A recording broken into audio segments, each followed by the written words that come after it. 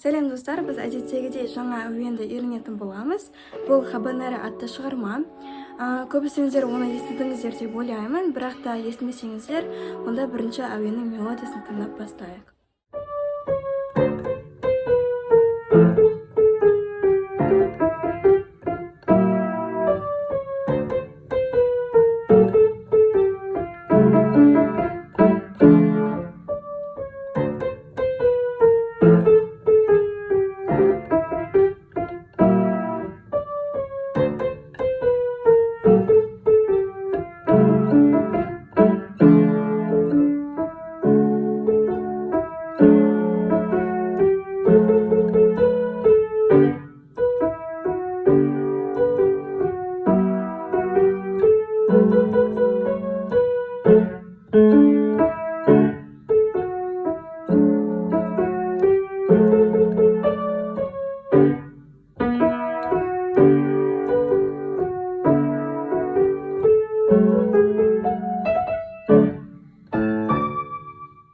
Енді біз үйренімізді бастайық. Мұндағы әуен бізде р нотасынан басталады.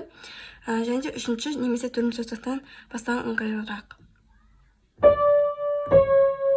Енді бізде мұнда до нотасы болады, 2 рет ойналады, ал мұнда бізде сол қолда р нотасы ойналады. Тағы ойнай жүрейін. Енді астыға түсеміз тағы да. Мұнда ля 2 рет ойналады, ал мұнда ля және фа. Енді әрі қарай бізде 5-ші саусақ. Мұнда тез ойналатын әуен болады, қазір қарап отырыңыздар. Мұнда р нотасы.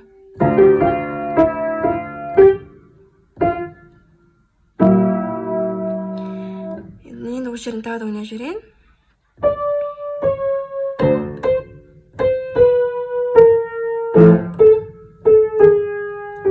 Мына жерде тез ойналады.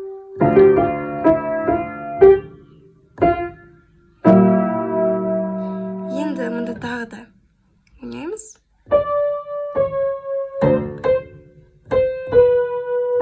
Бірақ енді мына жерде ля, фа емес, си бемоль және соль ноталар болады. Енді мұнда мына нотадан қалдырып кетеміз, яғни манағыдай былай емес, ал былай болады. Және де мұнда бізде до тез, соль, ля ноталары. Мұнда тағы да осы 2 нота. Енді р. Басынан бастап жайлап көрсетіп жүрейін.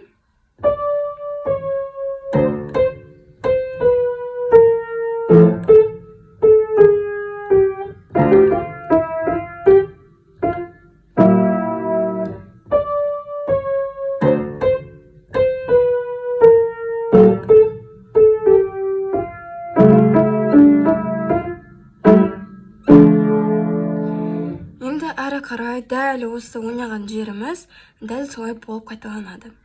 Сондықтан да бұл жерін көрсетпей қояйын, енді ар жағына келейік. Мұнда бізде енді көңілді мелодия басталады. Яғни мұнда бізде ля, ре, ми болады. Енді мына жерде фа диез, ал мұнда р және ля ноталары. Енді мына жерінде осылай тағы түсеміз, және әуеннің дыбысы да шамалы төмендейді. Енді мына жерде тек қана фа диез бен ля болады. Осы жерін тағы да қайталап жіберейік.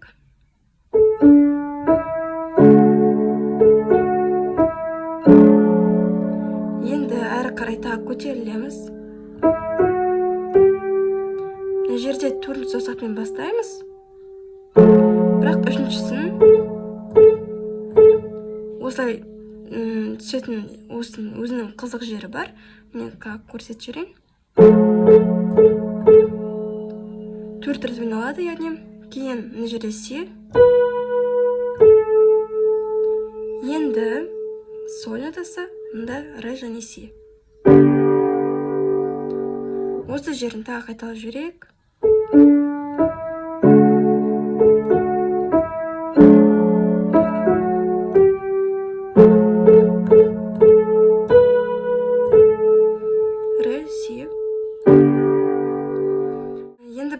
бәріміз ұқсайды, бірақ шама өзгешелеу.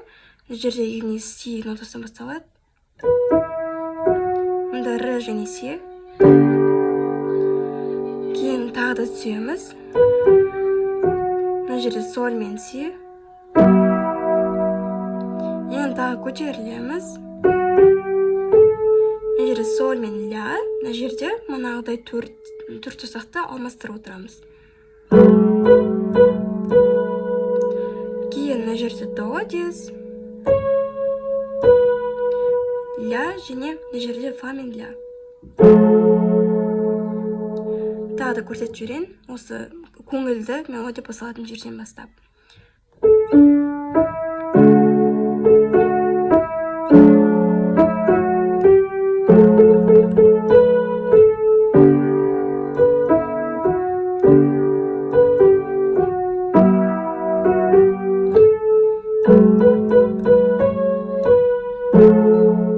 Әрі қарай біздің әуеніміз өте қатты және өте нақты басылу қажет. Яғни мына жерде бізде ля нотасы, кейін бізде р және де ми ноталар болады. Бір-бірімен кезектеліп ойналады. Енді мына жерде фа диез, ал мұнда бізде р және ля. Секірмелі.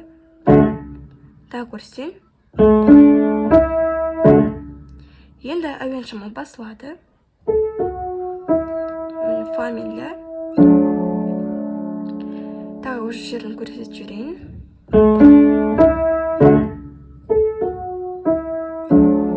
Тағы әуеніміз көтеріледі. Мына жерде фа мен ля, ал мына жерде манағыдай кезектеліп ойналатын саусақтар.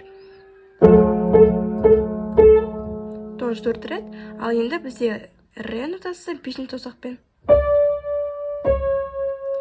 Ал енді мына жерде соль, мына жерде р және си. Және бұл бізде өте нақты ойнау керек. Кейін бізде мына жерде си, мұнда ми. Тоже өте дыбыс қатты ойнау керек. Мына жерде енді соль, мұнда р мен си секірмелі. Енді тағы аста түсеміз. Әуен тағы да өте күшейеді. Мұнда соль мен ля. Енді мына жер шамал қиында, бірақ қазір көрсетейін.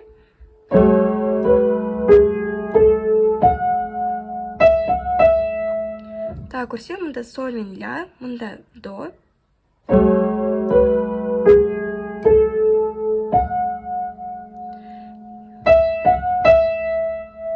Енді мұнда р, ал мұнда р, фа, ля. Енді тағы да қайталап жіберейін.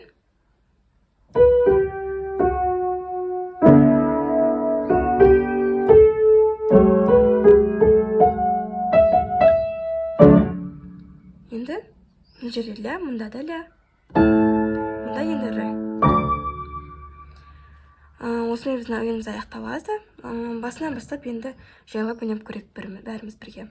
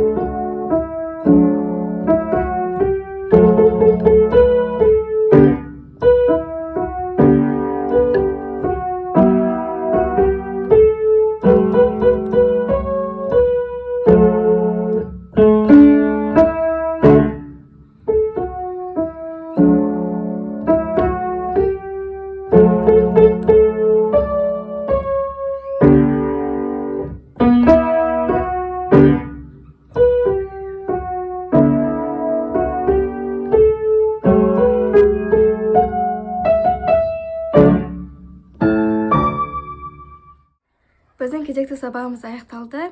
Егер де сұрақтарыңыз болса, комментарияға қалдырып кетіңіздер. Ал егер де сабақ ұнаса, лайк басып, маған тіркелсеңіздер болады.